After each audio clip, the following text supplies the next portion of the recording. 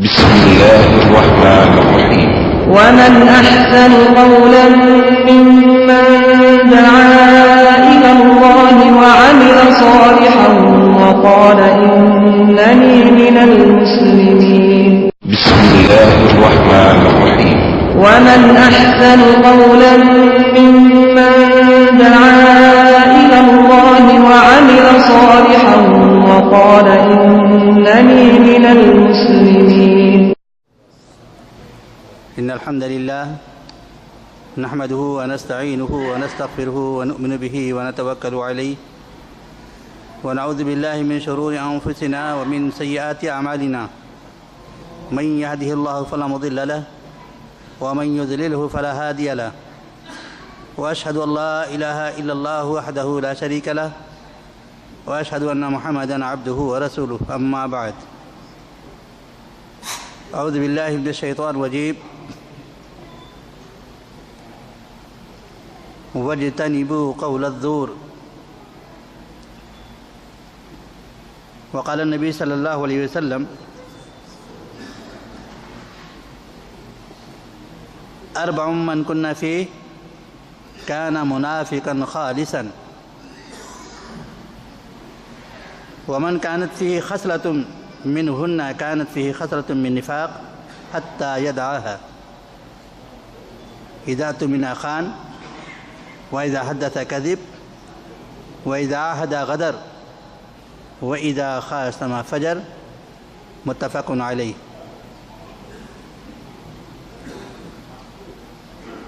میرے محترم بھائیو،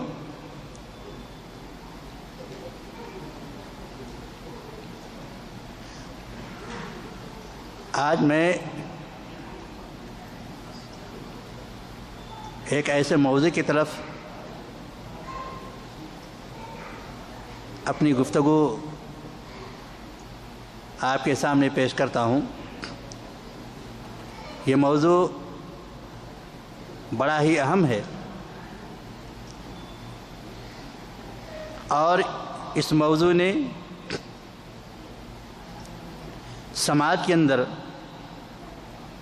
جو کردار ادا کیا ہے وہ اس کا خمیازہ امت مسلمہ اس قدر بھگت رہی ہے کہ آج آدھی سے زیادہ امت مسلمہ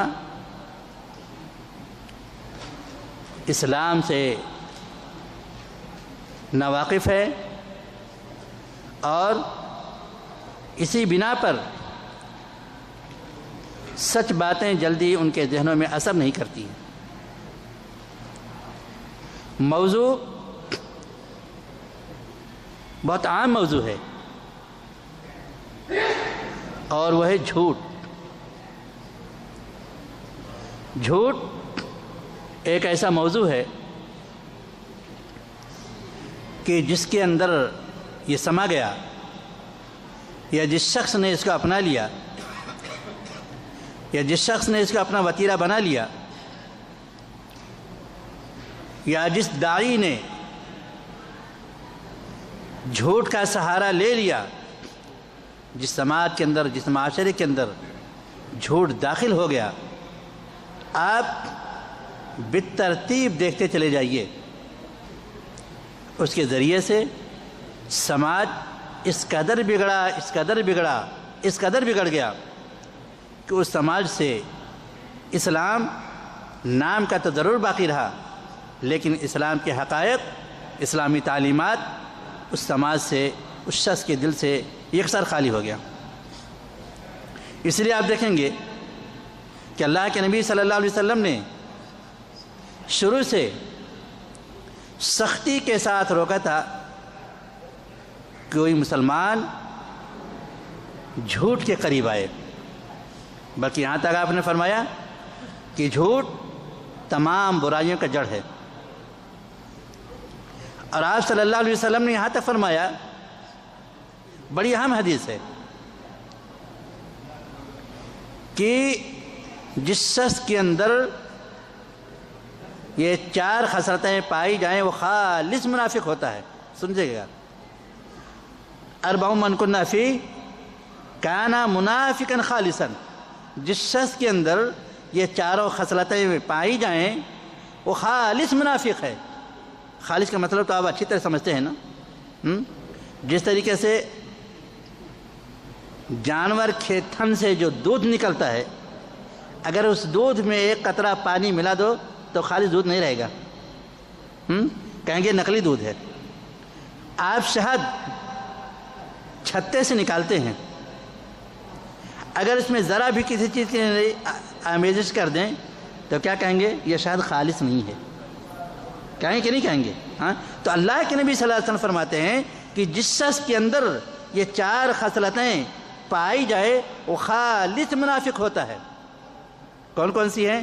آپ نے فرمایا کہ من کانت فیہ خصلۃ منہن فی خصلۃ من نفاق حتی یدھا. اور آپ نے یہ بھی فرمایا کہ جس شخص کے اندر ان 4 میں سے کوئی ایک خصلت پائی جائے وہ اس کے اندر اس ایک خصلت کا نفاق ہوتا ہے، یہاں تک کہ اس کو چھوڑ دے.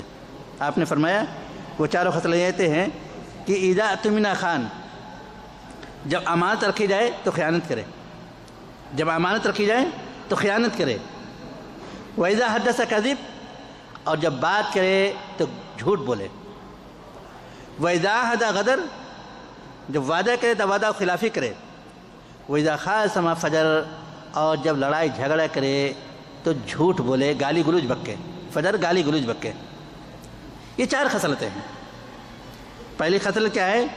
جب امانت رکھی جائے تو امانت میں خیانت کرے. امانت بڑی اہم چیز ہے. آپ کو یا آپ کے پاس کسی شخص نے امانت رکھی ہے کہ میں 1000 ریال آپ کو دیتا ہوں، آپ اسے ذرا حفاظت سے رکھیے گا، میں وقت پہ آپ سے لے لوں گا. اب آپ نے جب اس امانت کو قبول کر لیا ہے تو آپ کی ذمہ داری ہے کہ آپ بڑی حفاظت کے ساتھ اس کو رکھیے. آپ کو اس میں تصرف کرنے کا بھی حق نہیں ہے. آپ کو اس میں تصرف کرنے کا بھی حق نہیں ہے. اگر آپ نے تصرف کر لیا تو خیانت کی. اللہ ہے کہ امانت دینے والے سے آپ اجازت لے لیں. اب اس نے اجازت دے دیا ہے تو آپ تصرف کر سکتے ہیں. لیکن اگر اجازت نہیں دیا ہے اور آپ نے تصرف کر لیا، تھوڑا کیا، زیادہ کیا، کتنا بھی کیا، تو بہرحال آپ نے اس میں خیانت کیا کہ نہیں کیا؟ اب آپ بتائیے اسلام کتنی بڑی امانت ہے. اِنَّا عَرَضْنَا الْأَمَانَةَ عَلَى السَّمَاوَاتِ وَالْأَرْضِ فَأَبَيْنَ أَن يَحْمِلْنَهَا وَأَشْفَقْنَ مِنْهَا وَحَمَلَهَا الْإِنسَانُ إِنَّهُ كَانَ ظَلُومًا جَهُولًا. اللہ تعالیٰ کہتا ہے ہم نے اس امانت کو آسمانوں اور زمینوں پر پیش کیا. امانت، اسلام ایک امانت ہے. اس امانت کو ہم نے آسمانوں پر پیش کیا، زمینوں پر پیش کیا، لیکن سب نے قبول کرنے سے انکار کر دیا. وَحَمَلَهَا الْإِنسَانُ، ارے انسان تو نے اس کو قبول کر لیا. إِنَّهُ كَانَ ظَلُومًا جَهُولًا. انسان بڑا ہی ظالم اور بڑا ہی جاہل ہے. یہ قرآن کی تعبیر ہے. یہ قرآن کی تعبیر ہے. صحابہ کرام نے جو پہلی شخصیت ہے اس امت کے، جب اس امانت کو اٹھایا، صحابہ کرام کے امانت داری کو دیکھیے کس انداز سے اس امانت کو ادا کیا. ذرا بھی اگر حدیث میں شک ہو جاتا فوری طور پر اپنے سے اچھے جاننے والے سے شک کو دور کرتے. بغیر علم کے کبھی کوئی بات زبان پر نہیں لاتے تھے. جب قطعی علم ہوتا ہے اسلام کے بارے میں، قرآن کے بارے میں، حدیث کے بارے میں، تب اس کو بیان کرتے، ورنہ بیان نہیں کرتے تھے.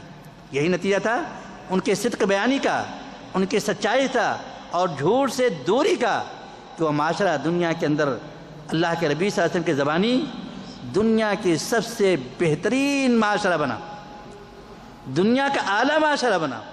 اور ایسا معاشرہ بنا کہ گزشتہ انبیاء تمنا کرتے کہ کاش کہ میں بھی اسی معاشرے کا ایک فرد ہوتا، اس امت کا ایک فرد ہوتا. سنی کہ نہیں؟ یہ ان کی صدق بیانی تھی. امانت داری کے ساتھ اللہ کے نبی صلی اللہ علیہ وسلم کی زبان مبارک سے اسلام کو سنا.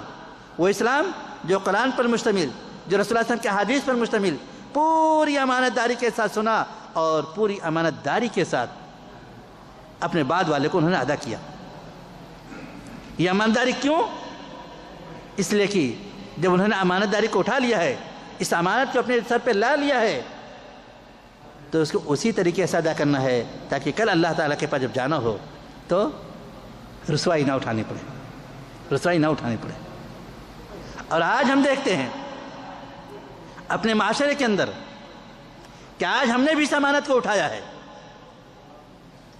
ہم نے بھی اسلام کو اٹھایا ہے، لیکن مسلمانوں آج ہمارے معاشرے میں اس امانت کو کس انداز سے ادا کیا جا رہا ہے، کس انداز سے ادا کیا جا رہا ہے. آج ہمارے معاشرے میں اس امانت میں خیانت ہوتی کہ نہیں ہے بتائیے. میں ایک ایک کر کے گناؤں، واللہ وقت تو اس موضوع کے لیے بہت لمبا چاہتا ہے تاکہ پوری وضاحت کے ساتھ کہ آپ کے سامنے رکھ دی جائے، لیکن میں مختصر انداز میں آپ کے ذہنوں کو کھولوں گا کہ آج اس امانت کے ساتھ کس طریقے سے کھیلواڑ کیا جا رہا ہے. جیسے اللہ کے نبی صلی اللہ علیہ وسلم نے فرمایا تھا اذا تؤمن خان، امانت جب رکھی جائے تو امانت میں خیانت کیا جائے. اسلام ایک امانت ہے مسلمانوں، اور اسلام ایک امانت ہے، اور یہ امانت سب سے پہلے توحید کی تعلیم دیتا ہے. آج توحید پر کس طرح ڈاکہ زنی کیا گیا کہ آج اللہ پرستی کے بجائے آج غیروں کی طرف مسلمانوں کو لا کر ڈھکیل دیا. ہوا کہ نہیں ہوا؟ جگہ کی جگہ درگاہ، جگہ جگہ مزار، واسطوں لینا، اور اللہ کے نبی صلی اللہ علیہ وسلم کی طرف اس طرح جھوٹ منسوب کر دیا ہے کہ اللہ کے نبی صلی اللہ علیہ وسلم نے فرمایا کہ آدم علیہ السلام نے نبی کریم صلی اللہ علیہ وسلم کا واسطہ لے کر کے دعا کیا تھا. جھوٹ ہے کہ نہیں جھوٹ ہے؟ پتہ ہے جھوٹ ہے کہ نہیں جھوٹ ہے؟ امانت میں خیانت ہے کہ نہیں خیانت ہے؟ اور آج بر صغیر، نہ صرف بر صغیر بلکہ پوری دنیا کے مسلمانوں میں سے تقریباً 80 یا 90% مسلمان اس مرض کے اندر مبتلا ہیں. دھڑلے کے ساتھ من گھڑت روایتوں کو پیش کیا جاتا ہے، موضوع روایتوں کو پیش کیا جاتا ہے، اور آپ جیسے سیدھے سادھے مسلمانوں کو ہمارے بر صغیر کے اندر یہ کہہ دیا جاتا ہے کہ بھائی قرآن آپ مت پڑھیے گا، قرآن آپ کے بس کی بات نہیں ہے. اس کے لیے 18 اور 20 علوم چاہیے، نحو چاہیے، صرف چاہیے، بلاغت چاہیے، منطق چاہیے، فلسفہ چاہیے، اور نہ معلوم کتنے علوم چاہیے. اس طرح کے ڈرا دھمکا کر کے آپ کو اس طرح معروف کر دیا کہ حضرت اب ہم تو قرآن نہیں پڑھیں گے. لیکن قرآن سے عقیدت ہے، قرآن سے محبت ہے. قرآن کو آپ نے خریدا، محبتاً خرید لیا. خرید کر کے کیا کیا؟ بہترین جزدان میں آ کر کے، ریشم اور مخمل کے جزدان میں رکھ کر کے اس کو اونچی جگہ پر برکت کے لیے رکھ دیا، لیکن پڑھا نہیں اس کو، کیونکہ مولانا صاحب نے کہہ دیا پڑھو کہ تو گنہگار ہو گئے. ہاں اب کب پڑھیں گے؟ جب کوئی مرے گا مولانا صاحب کہیں گے اب لاؤ فاتحہ کراؤ، ان کے لیے مولانا صاحب لا کر رکھ دیں گے. یار یہ کتنی بڑی خیانت ہے، یہ خیانت ہے کہ نہیں خیانت ہے؟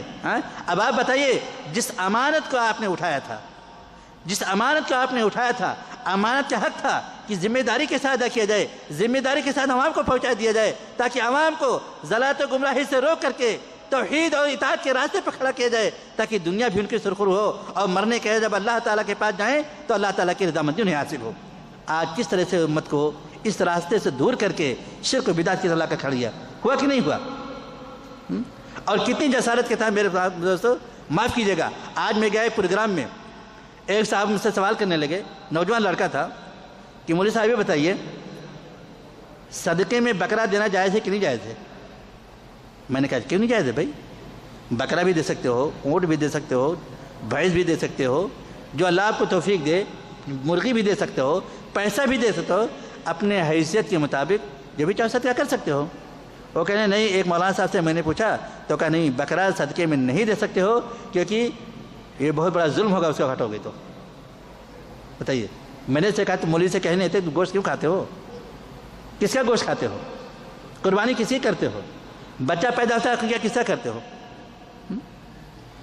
یعنی کتنی بڑی جسارت ہے کہ ایک سیدھے سادھے لوگ نہ معلوم تو کہ ہمیں نہیں معلوم ہے، لیکن کم سے کم یہ فتویٰ تو نہ دو کہ بکرا کو صدقے میں دینا ظلم ہے. یار اور اس کا کاٹنا ظلم ہے. اب بتائیے، اس طرح کے فتویٰ دے کر کے سیدھا سادہ عوام جو بیچارہ اسلام کو نہیں جانتی ہے، پڑھنا لکھنا نہیں جانتے، وہ اس کے فیور پڑھ کے اس ایک حقیقت سے رک جائیں کہ نہیں رکیں گے؟ بولیے آپ ذرا سا. تو کتنی بڑی جسارت. اسی طریقے سے اللہ کے نبی صلی اللہ علیہ وسلم پر جھوٹ بول کے کتنا بڑا اتہام لگایا گیا کہ اللہ کے نبی صلی اللہ علیہ وسلم نے جب ایک عورت مر گئی، چہرہ سیاہ ہو گیا اور پیٹ پھول گیا، تو اللہ کے نبی صلی اللہ علیہ وسلم آئے آسمان سے، پیٹ پر ہاتھ پھیرا اور چہرہ پر ہاتھ پھیرا. نعوذ باللہ من ھذا. یہ جھوٹ ہے کہ نہیں جھوٹ ہے؟ اللہ کے نبی صلی اللہ علیہ وسلم اپنے زمانے میں جب بیعت لیتے تھے تو مردوں سے اس طرح مصافحہ کر کے بیعت لیتے تھے، لیکن عورتوں سے پردے کے حال میں بیعت لیتے تھے۔ کبھی زندگی میں نہ تو کسی عورت کا ہاتھ پکڑا نہ کسی کا چہرہ دیکھا۔ لیکن آج رسول اللہ صلی اللہ علیہ وسلم پر اور کون سے لوگ لگاتے ہیں؟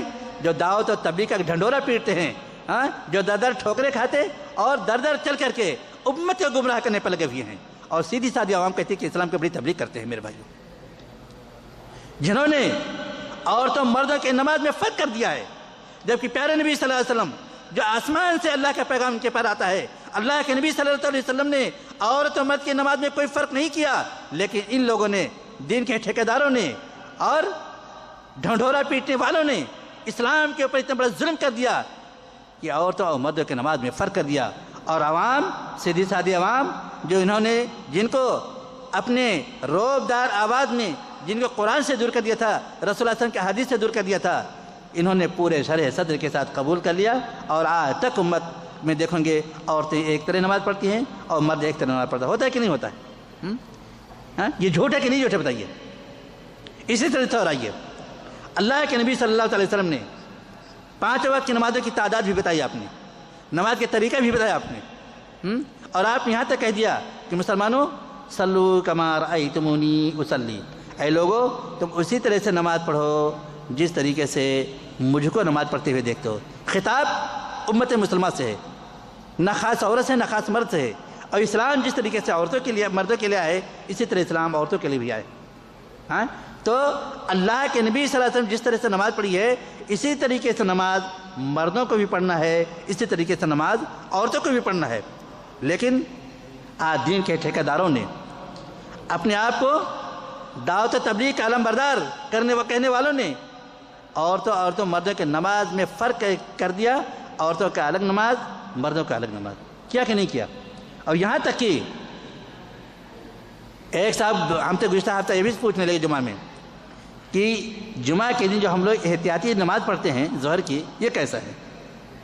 میں نے کہا آپ کو جمعہ کی نماز پر شک ہے اور ظہر کی نماز پر شک ہے، آپ کا جمعہ بھی باطل اور ظہر کی نماز بھی باطل۔ یہ احتیاطی کہاں سے آ گیا؟ بھائی احتیاطی تو یہ ہوتا ہے، آپ سفر میں جا رہے ہیں یا بازار میں مارکیٹ میں سامان خریدنے جا رہے ہیں، آپ کو 1000 ریال کے سامان خریدنا ہے، احتیاطاً 200-400 اور جیب میں رکھ لیتے ہیں، پتہ نہیں کوئی ضرورت آ جائے، کوئی چیز پسند آ جائے یا سامان مہنگا ہو گیا ہو تو کم سے کم جیب میں پیسہ رہے گا، اس کا ہم خرید لیں گے۔ تو احتیاطاً کوئی پیسہ لے کے چلے جاتے ہیں، سفر میں جاتے ہیں احتیاطاً کچھ کھانے پینے کے سامان رکھ لیتے ہیں، یہ اسلام میں حکم بھی ہے، یہ ہے احتیاطی۔ اب یہاں پر جمعہ کی نماز آپ پڑھ رہے ہیں، تو جمعہ کی نماز میں ظہر کی نماز احتیاطی کیا ضرورت ہے؟ کیا صحابہ کرام نے کبھی پڑھا احتیاطاً؟ کیا اللہ کے نبی صلی اللہ علیہ وسلم نے پڑھا؟ اس کا میں احتیاط کا مطلب یہ ہوا کہ گویا کہ آپ کو بھی نماز پر شک ہے، جمعہ کی نماز پر بھی شک ہے، اس لیے آپ احتیاطاً ظہر کی نماز پڑھتے ہیں، نہ آپ کی جمعہ کی نماز ہوئی نہ آپ کی ظہر کی نماز ہوئی۔ اب آپ بتائیے امانت میں خیانت ہے کہ نہیں خیانت؟ فہرست والا بڑی لمبی فہرست ہو جائے گی۔ یہ ایک موٹی بات ہے ہم نے جو بیان کر دیا ہے کہ جو اسلام کا بنیاد ہے، کہ جس کے بارے میں اللہ کے نبی صلی اللہ علیہ وسلم فرماتے ہیں کہ جس کے دل میں ذرہ برابر توحید ہوگا ذرہ برابر، ذرہ جانتے ہیں معمولی چیز ہوتی ہے، اللہ تعالیٰ اس کو بھی جہنم سے نکالے گا۔ یہاں پر ذرہ برابر بھی توحید نہیں میرے بھائیوں۔ اگر آپ اس کو توحید مانتے ہیں اور کہتے ہیں وہ کلمہ لا الہ الا اللہ پڑھتے ہیں، نمازیں ادا کرتے ہیں اور زکوٰۃ دیتے ہیں، اچھے اچھے اعمال بھی کرتے ہیں، تو میں آپ سے ایک سوال یہ کرتا ہوں میرے بھائیوں، وہ کفار مکہ کا کیا جرم تھا؟ وہ بھی حج بھی کرتے تھے، طواف بھی کرتے تھے، حج کے زمانے حاجوں کو پانی بھی پلاتے تھے، خالی اپنے اور رب کے درمیان واسطہ بنائے ہوئے تھے، اپنے رب کے درمیان واسطہ بنائے ہوئے تھے، اللہ تعالیٰ نے ان کو دائمی جہنم قرار دے دیا۔ کیا کہ نہیں کیا؟ اگر وہی خرابی آج کے داعیوں میں پیدا ہو جائے، آج کے مسلمانوں میں پیدا ہو جائے، تو ہم کس بنیاد پر کہہ سکتے ہیں کہ آج اللہ تعالیٰ ان کو جہنم سے نکالے گا؟ بولیے ذرا، شرک ہے کہ نہیں شرک ہے مکمل طریقے سے؟ اور میں آپ کے ذہن کو کھولتا ہوں، کہتے ہیں ہم بزرگ کے پاس جاتے ہیں، آپ نے تو بزرگ کو جانا بھی نہیں، لیکن قرآن جو کہتا ہے لات، یغوث، یعوق، نصر، سورہ نوح پڑھ جائیے، قرآن گواہی دیتا ہے یہ لوگ نیک لوگ تھے، بزرگ لوگ تھے۔ جب یہ مر گئے تو ایک زمانہ گزرنے کے بعد شیطان نے قوم میں وسوسہ ڈالا کہ ان کے مجسمے بناؤ، اور وسوسہ ڈالتے ڈالتے ان کو شرک میں مائل کر دیا۔ یہ قرآن کی شہادت ہے، اور اسی شرک نے انہی بزرگوں کے واسطہ لینے میں اللہ تعالیٰ نے ان کو جہنم میں رسید کر دیا۔ کیا کہ نہیں کیا؟ اب آپ بتائیے، بڑے بڑے دین کے ٹھیکیدار، بڑے بڑے دعوے دار، اپنے آپ کو محدث کہنے والے، آج اس امانت میں خیانت کرتے ہیں کہ نہیں کرتے ہیں؟ آپ لوگ خود اپنے ماضی میں چلے جائیے، خود اپنے ماضی کی زندگی کو دیکھیے کہ آپ کس مرض میں مبتلا تھے، اسی میں تھے کہ نہیں تھے؟ لیکن اللہ رب العالمین نے آپ کو توفیق دیا اور آپ اس گھنگور گھٹا سے نکل کر کے، اس مہلک دلدل سے نکل کر کے توحید و سنت کے شاہراہ پر آ گئے، اور آج الحمدللہ آپ کے چہروں پہ نورانی چمک رہی ہے، آپ کے چہرہ چمک رہا ہے کتاب و سنت کے نور سے، کتاب و سنت کے شعاؤں سے، اور آج الحمدللہ آپ کتنا مسرور ہوتے ہیں جب آپ کی نماز سنت کے مطابق ہوتی ہے، آپ کی چال ڈھال سنت کے مطابق ہوتی ہے، آپ کی دعوت سنت کے اوپر ہوتی ہے، آپ کی زبان پہ قال اللہ اور قال رسول کی صدائیں ہوتی ہیں، کتنا آپ خوش ہوتے ہیں میرے بھائی؟ بتائیے ذرا سا. ہاں تو آپ خود اندازہ لگائیے کہ آج اللہ کے نبی صلی اللہ علیہ وسلم نے فرمایا تھا کہ اذا اؤتمن خان، جب امانت رکھی جائے تو امانت میں خیانت کی جائے. آج سب سے بڑی خیانت ہمارے اسلام میں ہے کہ نہیں ہے؟ اور کون ہے؟ ہمیں غیروں سے نہیں ڈرے مسلمانوں، ہمیں یہود و نصارہ سے نہیں ڈرے، ہمیں کفار سے نہیں ڈرے، ہمیں ہندوستان کے ہندوؤں سے نہیں ڈرے، ان سے ہمیں اسلام کو کوئی نقصان نہیں پہنچ رہا ہے. لیکن خطرہ ہمارا آج اسلام کے ٹھیکیداروں سے، آپ کو معلوم ہے. ہاں آج یہی نام نہاد مسلمان حدیثوں کو گڑ گڑ کر کے اسلام کو مٹانے پر تلے ہوئے ہیں میرے بھائیوں. اور آج ایک طبقہ رسول اللہ صلی اللہ علیہ وسلم کی زندگی کو مجروح کرنے کے لیے صحیح بخاری کے تقدس کو اور رسول اللہ صلی اللہ علیہ وسلم کی حدیث کو مجروح کرنے کے لیے ایسے ایسے وسوسے ڈالتا ہے، ایسے ایسے شکوک و شبہات ڈالتا ہے کہ اچھے اچھے لوگ اس کے فیور میں پھنستے ہوئے چلے جاتے ہیں. وقت بڑا نازک ہے، لہذا مسلمانوں، میرے نوجوان ساتھیوں، آپ کا تقاضا ہی ہے، وقت کا تقاضا ہے، اور آپ سے گزارش کرتا ہوں کہ جس طریقے سے اللہ تعالیٰ نے آپ کو ہدایت دی ہے، اسلام کا مطالعہ کرو، اسلام کا مطالعہ کرو، توحید کو سیکھو، کتابوں کو پڑھو، علماء سے رابطے کرو، ان سے معلومات حاصل کرو، تاکہ کم سے کم آپ اپنا تحفظ کر سکے. اور آپ کے سامنے اگر اس قسم کے لوگ آئیں اور اس قسم کی باتیں کریں، شرک و بدعت کی باتیں کریں، وسوسے کی باتیں کریں، واسطے کی باتیں کریں، تو کم سے کم آپ صحیح طریقے سے جواب تو دے سکیں. یہ اسلام کا دفاع ہی ہے، یہ آپ کی ذمہ داری ہے، یہ آپ کی ذمہ داری ہے، ہماری ذمہ داری ہے کہ جس طرح اللہ نے آپ کو تعلیم دیا ہے اس کو ٹھوس طریقے سے سیکھیے، اور سیکھ کر کے اپنی قوم میں جائیے، اپنے بچوں میں جائیے، ان کی اصلاح کیجیے، اور ان کو بھی اس شرک و بدعت کے دلدل سے نکال کر کے توحید کے شاہراہ پر کھڑا کرنے کی کوشش کیجیے. یہ آپ کی ذمہ داری ہے. اسی طریقے اللہ کے نبی صلی اللہ علیہ وسلم نے فرمایا اذا حدث کذب، جب بات کرتا ہے تو جھوٹ بات کرتا ہے. توحید بات کریں گے، توحید کا نام لیں گے، ہاں لیکن توحید بیان نہیں کریں گے. ہاں فلاں بزرگ اتنے ولی تھے، اتنے پہنچے ہوئے تھے، ساری زندگی میں کوئی کرامتیں نہیں، مرنے کے بعد ساری کرامتیں آئیں گی، اور اتنی کرامتیں آ گئی کہ جناب ان کو خدائی دعویٰ دے دیا. ہوتا کہ نہیں ایسا ہوتا ہے؟ اور سیدھے سادے عوام، مسلمان جاہل نہیں ہوتا ہے. یاد رکھیں مسلمانوں، اللہ کی قسم مسلمان جاہل نہیں ہوتا ہے. جاہل کو مسلمان بھی نہیں کہتے ہیں. مسلمان باشعور ہوتا ہے، مسلمان فہم و ادراک رکھنے والا ہوتا ہے. مسلمان انسان کی تاریخ میں، انسانی تاریخ میں مسلمان کبھی جاہل نہیں رہا. لیکن آج ہی دین کے ٹھیکیداروں نے ہمارے عوام کو جاہل بنا دیا، یہ کہہ کر کے کہ تم اسلام کو نہیں سمجھ سکو گے. جاہل بنا کر کے اپنی دکانداری چلائے اور عوام کو، سیدھے سادے عوام کو شرک و بدعت کے اندر مبتلا کر دیا. دیکھیے کوئی یہ کہتا ہے کہ اللہ کے نبی صلی اللہ علیہ وسلم بھی انتقال کر گئے تو اللہ تعالیٰ نے نماز جنازہ پڑھائی. نعوذ باللہ من ھذا، نعوذ باللہ من ھذا. آپ لوگوں نے بھی سنا ہوگا. یہ کون ہے؟ یہ دین کے بڑے بڑے داعی بنتے ہیں، جو ٹی ویوں پہ آتے اور معاشرے کے اندر ایک مقام جس شخص کو حاصل ہے. وہ داعی اگر یہ کہے کہ اللہ کے نبی صلی اللہ علیہ وسلم کی نماز جنازہ اللہ تعالیٰ نے پڑھائی، اس داعی کو آپ کیا کہیں گے بھائی؟ بتائیں. اللہ تعالیٰ خالق ہے یار، اللہ تعالیٰ خالق ہے، اللہ مخلوق نے. ساری دنیا اللہ سے دعائیں کرتی ہیں، اللہ تعالیٰ وہاں پر کس سے دعا کرے گا؟ نماز جنازہ ایک دعا ہے. تو کتنے بڑے جھوٹ ہے بتائیے ذرا سا.